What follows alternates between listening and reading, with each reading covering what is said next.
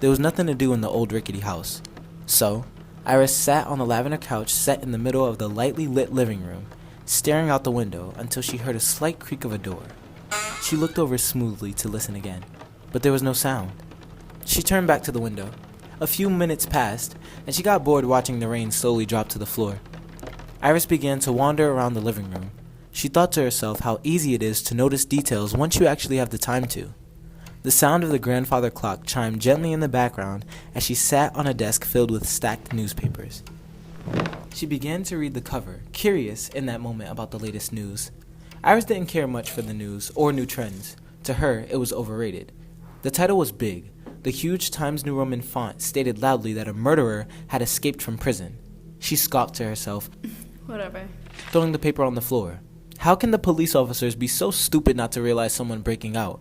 She walked upstairs. The sound of the annoying creaks rang from the steps. Once she got upstairs, she headed towards the bathroom. Flickering the light, she stared into the mirror at her reflection. Iris played in her red-dyed curly hair. She thought to herself about how different she was from the other girls at school.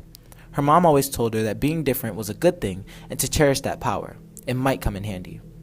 Her thoughts were interrupted with footsteps running across the hallway. Her face broke into shock, and she accidentally bumped into the bathroom vanity. The hairspray and the bathroom necessities all fell to the floor. She looked quickly out the bathroom doorway. What the hell was that? She thought to herself. She waited to see any movement in the dark or other alerting sounds. There was nothing. She walked out of the bathroom, turning on the hallway lights to look around and saw nothing. Her breath and heart unsteady, she tried to calm herself, breathing in and out a bit. She began feeling like a person was watching her. She turned and she found a shadowy figure that almost looked like it could be a person, but as she blinked, the figure was gone. She began to rub her head, thinking that it was all just a mental thing. She makes her way into the kitchen to grab a cold bottle of water. As she opens the refrigerator, a man grabs her by her neck and begins to start strangling her. Iris grabs the water bottle from the already open fridge and pokes the man in the eye, gets loose and then makes a run for her bedroom. But before she makes her way to the room, she turns back and looks at the individual. His face looked awfully familiar. Then it clicked with her. It was him, the guy who escaped from prison. She quickly closed the door as she heard him screaming in pain after being poked in the eye with the bottle. She ran to her bed to grab her phone, only to realize that her phone was still on the kitchen table. Oh my god, why is this happening to me? She started to panic, grabbing her hair, thinking of a plan as she looked around her room. Weapon, I need a weapon. She thought to herself what she can use, and just then she heard loud footsteps booming up the steps. She ran to the door and locked it as quickly as possible. Iris turned around to notice an old wooden brush given to her by her grandmother. The brush was thick and bulky. She patted it in her hand. This'll do. In that same second, she jumped to the noise of banging on the door. Boom, boom, boom. The sound got louder with every hit of the door. She backed away, thinking of a way to escape. The banging got louder. She noticed the doorknob slowly twisting while the banging continued. Iris could feel a drop of sweat sliding down her forehead. She turned toward her window. The dark sky was staring back at her, almost like an evil spirit laughing at her attempt to stay alive.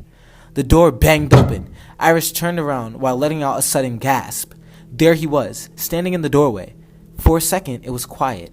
A nervousness came across Iris, making her knees go numb. The man charged towards her, jumping over the bed. She screamed and moved toward the walk-in closet.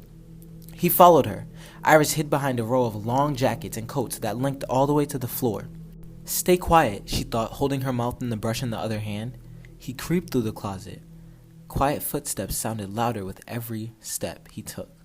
He was getting closer. He started to bang on the racks with other clothes to see if Iris was hiding there. He found nothing.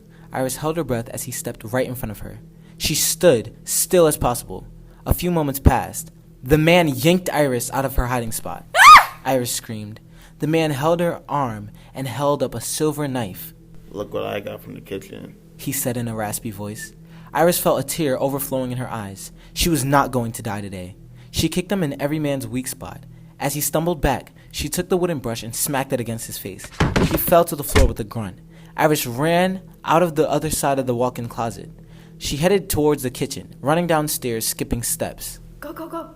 Iris reached for her phone and grabbed it hectically. Dialing 911, she opened the cabinet under the sink and grabbed the butcher knife. Her mother only used it when cutting steak, but this seemed like an appropriate time to use it for something else. Iris waited for the phone to ring. She glanced up to the steps to see if the man was coming down. 911, what's your emergency? They answered. Hello? I need help. A murderer. He escaped from prison and he's here with me. Okay, tell me your address. I'm sending over a force team now. Okay, please hurry. I have a knife and I'll use it if I need to. Wait, try not to hurt. Iris hung up. She didn't have time to listen to someone telling her how to stay alive the right way. There was no right way to live. If she needed to stab him, it was going to be done. She heard the man stumbling down the steps. She set her phone down on the counter. She didn't want him to know that she called the cops.